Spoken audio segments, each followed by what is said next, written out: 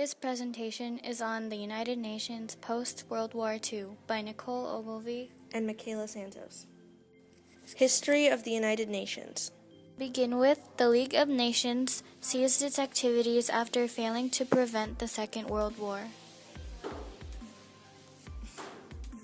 During World War II, President Franklin Roosevelt initiated the talks of an agency to succeed the League of Nations. The UN Charter was the foundational treaty for the UN, and it was signed on June 26, 1945 in San Francisco, California. On October 24, 1945, the United Nations is born. The declaration was formed by the US, Britain, and the Soviet Union. The United Nations had the same job as the League of Nations, to arbitrate international conflict and negotiate peace between all nations. The UN Declaration was first signed by 26 nations in January 1942. It was an act of defiance toward the Tripartite Pact, which included Germany, Japan, and Italy. Also the rest of the Axis powers. More states joined afterwards. The founding of the UN assured the presence of a post-war international body opposed to colonialism. UN participation in international relations. In the early decades of the United Nations, the Cold War, which started in 1947, became an obstacle to the UN's need for peace. For a long time, the Cold War was at a nuclear stalemate.